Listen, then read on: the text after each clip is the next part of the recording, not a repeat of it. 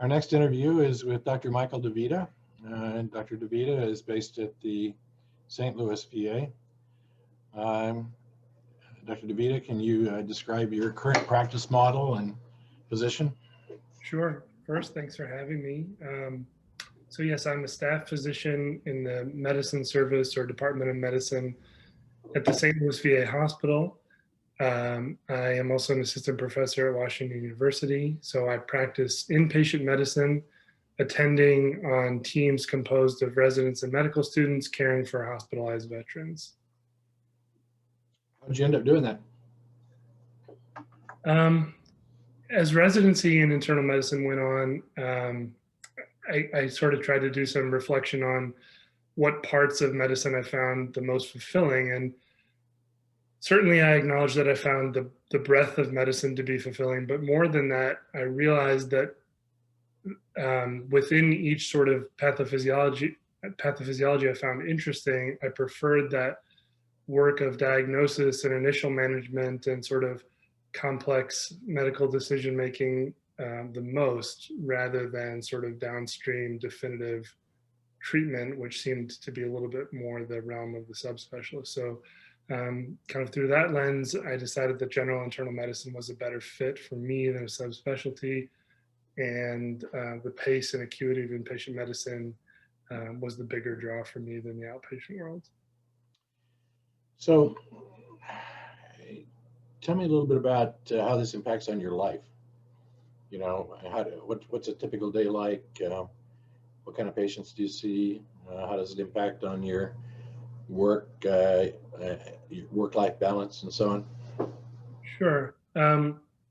So I guess I'll start with a typical day. So I see patients hospitalized with a variety of acute and acute on chronic medical conditions like heart failure exacerbations, COPD exacerbations, GI bleeds, various infections, COVID this past year. And, you know, I think that the impact on me personally is that I tend to get a lot out of, you know, sort of the best part of every day is the opportunity to certainly care for veterans who gave an incredible amount in their service to this country, as well as those moments where I work with a lot of motivated learners, those moments where they are sort of on the cusp or in the ballpark of competence, and I can feel like I help them get there and reinforce that, and then come up with a new challenge for them that sort of furthers things. And the fact that I can do both of those in a supportive, stimulating practice environment with a lot of wonderful colleagues is something I'm really grateful for. How many years are you out of residency now? So I finished residency in 2014, so 6 and change, I guess.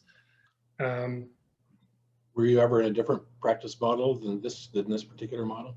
I was. While I've only practiced inpatient medicine post residency, outpatient clinic, I did work in a different model as a hospitalist in a private sector academic hospital, which was my first job out of residency for 2 years. And though I chose it because amongst the offers I had, it was the most teaching time I was promised, I still spent about 2/3 of my time as a solo hospitalist and the remaining third attending on teaching service. And I think those were pretty valuable learning years for me. I got a lot of very, very independent reps with a complex patient population. And, you know, I learned a lot about how private insurers and Medicare sort of can affect the realities of inpatient hospitalization and length of stay and covered services. And then it was fortunate that, you know, by coming to the VA, there was some more scrutiny being paid to some of those metrics. And I hope that, you know, I've been able to sort of lend a perspective that's maybe a common sense VA implementation of some of those ideas. But it was in that first job and that different practice model that I think, you know, I'm glad I got those reps, but then the teaching time was the most sort of exciting, interesting, affirming. And for this next job, it's why I sought a lot more of it. So you've already mentioned the teaching aspect. What are other pros and cons of being a private sector hospitalist as opposed to being a VA hospitalist? That's a good question. I think probably, the biggest con for hospitalist work in general, I think, is probably evening and weekend and to some extent night work as an inpatient clinician. And that's a pretty personal decision for every individual to make about how much of that is too much. And I feel like I've been fortunate to find the right amount for me. In the private sector, I think you see more offers that involve pure sort of week on, week off hospitalist work. And in my model, my time off is almost entirely sort of full administrative and academic days. I think that those attendant expectations of what you do with your time off service seem to come more with academic or academic leaning jobs, although I think in the private sector there are plenty of opportunities for administrative leadership, but probably the benchmark, the starting point in the private sector is more of that feast or famine, week on, week off model. So I'm thinking, and I think you may be the only person that I'm interviewing who's in a two-physician marriage. How does that impact on your life and your work-life balance and your job and so on? Sure. I think certainly it's helped to have a little bit of family in the area to kind of serve as another backup or support system for childcare. I think one of the biggest things I've learned is the transparency and proactiveness of a clinical schedule is tremendously helpful because you can problem solve a lot with enough lead time. I think that my having a job that involves some degree of nights and weekends is sort of fortuitous that my wife's doesn't, that she's chosen a version of her radiology career that does not involve that and can be more reliable. And so for us, that's been a useful balance. I can imagine it would be harder if both of us had as significant night and weekend commitments to be the present parents that we're trying to be. So where in your career did you decide you wanted to be an internist? Where in medical school did you decide you wanted to be an internist?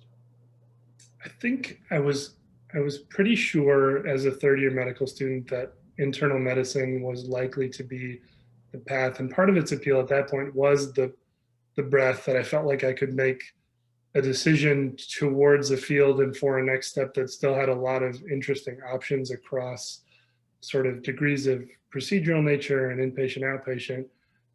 My approach to these things tends to be process of elimination. So though I had those inklings as a third-year medical student, I think I sort of tried to approach third-year rotations, clerkships as honestly as I could, and then pretty proactively cross them off, or at least rank order them lower. So medicine emerged, as I said, because of the breadth of opportunity and because I felt like that solving challenging problems together that didn't always have a clearly evident right answer was the most stimulating clinical work for me, more than to sort of see a problem, fix a problem, be done with the problem that I sort of saw in other fields. So once you've decided on internal medicine, there are, several career options, clearly. Some people become primary care doctors and have heavily ambulatory-based practices, and others become medical subspecialists. Did you consider either of those career paths? Yeah, I strongly considered, though I think the message, the overt messaging that I got during residency was certainly that it was okay and valuable to choose a career in general internal medicine. I think at the beginning, I was pulled towards subspecialty decisions, and I in particular was weighing infectious diseases and oncology versus inpatient or outpatient general medicine. And I got what I think is some really good advice from my residency program director, which was most residents try to make career decisions based on the pathophysiology they like and which attendings they connect with. And while those are valuable, it's at least as important, if not more so, to have a more concrete version or versions presented to you about what your career would actually look like. And so I was connected with a number of private practice and other institution academic physicians across those fields who gave me pretty candid advice about what their day looked like and what they found to be the most rewarding or challenging parts of their time. And that's kind of the point at which I came to that understanding about the parts of medicine I liked the most, that it was this sort of scrutiny to the initial presentation and diagnosis and initial sort of top of algorithm decisions that was more interesting to me, and a work life across the sort of the breadth of a general medicine that was the better fit. So I was grateful for that advice, and it really was pretty eye-opening for me and helped me shift around my sort of rank order of career choices to the point that while I think about the alternative paths, because such is my nature, I really don't have any regret at all. And I'm very happy that I was sort of given those tools to make the decision I came to. Who was that program director? His name is Ashish Dadwania at Northwestern. When I started residency, he was an associate program director that I had a lot of contact with, and he was promoted right at the midpoint of my residency and still is the residency program director at Northwestern.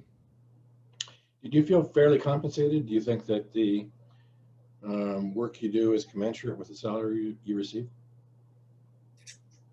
I do. I think that I'd certainly accept a little more, but the part that I feel most comfortable with is that it seems, and you may be able to tell me if my assumption is right on this, that my salary is fairly tied to essentially a percentile threshold across nationwide metrics of several measures, and seems to increase slowly with time, presumably to keep pace relatively well with that percentile, which, at least in the business of medicine, where it seems that markets and urban versus rural have a sort of inverse relationship with compensation, that I feel fairly compensated for the area that I live and the work I provide. Do you have enough time off? Do you ever feel in danger of becoming burnt out? I think about this sometimes. What is the right amount of time off for physicians? On a year-to-year basis, I feel fine. When I think about it, what's a good number of weeks of time off, I actually think a little higher for most people is probably advantageous from a wellness standpoint. And the number that comes to mind for me is 6. It's something that I hear sometimes from a few people, and I'm sure there are examples of more or less. But I think the thing that's important and isn't always practiced is that's not always available for first job, or that's not always available for early career physicians. And it seems like because wellness and burnout are accrued over time, it would be wise to sort of have an entry level that's a little more generous. That being said, I think that sort of anything over 4 is pretty tolerable, and haven't had an issue with burnout, thankfully. To the second question you raised, burnout, I feel like, was starting to become more and more a part of the lexicon as I finished residency. We probably talked about it some in residency, but it became quite apparent in the first few years of practice that there were institutional surveys going on across the country that showed pretty shocking numbers to senior leaders about the percentage of people with experiencing burnout within their ranks. And so because it's been so pervasive over the last several years, it's definitely something that I reflect on. And I think probably in hindsight, I may have flirted with a little burnout in residency, but those sort of cardinal features, which I'm now more aware of, probably because of that popular discussion, I've been lucky enough to avoid. Right. Um, the in terms of residents coming out this year, people that will be listening to this video, do you have any advice for them about what they should be thinking about or looking for in their first job? Yeah, I think that there were a couple things that I feel like people learn a lot from their first job search and bring it to bear, hopefully by the second time, and that's certainly what I did. Um, I think that it's really important to probably give a little more scrutiny to who your boss or bosses are going to be in a particular job. And that can seem difficult when you're not yet a member of an organization, but certainly there are a large number of bosses that are, advocates for their employees, managerially organized, strategic thinkers, et cetera. Some are a few of those things and some are none of those things. But I think that the trick can be that there are a lot of people that look like really great bosses in times of plenty and then tend to struggle when challenges, of course, come up. So what I would say is for your long-term happiness, you deserve to find one of those great ones. And to that end, I think that asking in an interview setting or a job search setting, your prospective bosses themselves and the people that work for them to talk about some examples of how they handled challenging situations and really try to parse those responses for what's of course going to be imperfect, even in the best case scenario, but to try to see those things come out, the sort of empathy for the people that work for them and advocacy and strategic thinking that are too valuable to miss out on. Any red flags that should make them run screaming in the other direction? I think that any lack of transparency about schedules, clinical duties, support, et cetera, should probably be perceived as an issue, a problem, until it's proven otherwise, because at best, it's a lack of organization in the pitch you were just given, and that could portend other organizational issues. But at worst, it's a real problem that's being obscured, and that needs to be sussed out. So this has been a quick interview. Sounds as though you're well organized and have thought this through. Are there questions I should have asked you that I haven't? Things that would be of particular interest to residents finishing training? Sure. And to be honest, before we moved on, I had a couple other thoughts for the prospective graduate. Okay. I think that when they're looking for a clinical job, that they should be really asking the people that work that job as sort of 100% clinicians, how they feel about that schedule, whether it's sustainable, what input they've had, if any, towards the work that they're doing. Because I think it can become problematic when a clinician leader is working a fraction of the time clinically and can sort of put up with a fair amount of strain over a limited time period and then overestimate what's sustainable for the long-term 100% clinician. So the interviewee should ask the prospective clinician directly about the sustainability of their work life and how their opinions are solicited, I think. And then finally, some advice another piece of advice I wish I had sort of been given is to be a little bit more both proactive and exacting about the search for a mentor, and maybe set a personal deadline of 6 months or a year into your job, whether it's a private practice job or an academic job, and make sure that you're having a discussion with someone in a concrete way that you've identified as a potential member, such that you both are quite clear that you're forming a mentoring relationship. And I think that going without that for too long can sort of lead to a lack of clarity of purpose and goal setting. Interesting piece of advice. I suspect that the question would be, how do you identify a mentor? That's a great question. I found it personally much easier to identify near peer mentors, and I've been fortunate enough to have some great ones. Those people that are a little ahead of you in an organization and can provide a lot of some of those early insights about steps to take and goals to set. I think through identifying those people, you start to see what sort of personal characteristics um, and strengths and weaknesses are appropriate for a mentor, and then to sort of go search for somebody who's 5 years more senior to that person. And only by getting involved in various activities, which may or may not be ultimately fulfilling in and of themselves, do you meet people who are prospective mentors. So be that committees or QI or research or um, task forces and whatnot, you will come into contact with people who are appropriate. It might just take some time, which is why I sort of mentioned it may not happen immediately, but letting it go too long, sort of after that first year, seems unwise. All right. Anything else? I don't think so. I think we've been talking a little bit about the future of internal medicine and what we may see sort of 5-10 years on the horizon.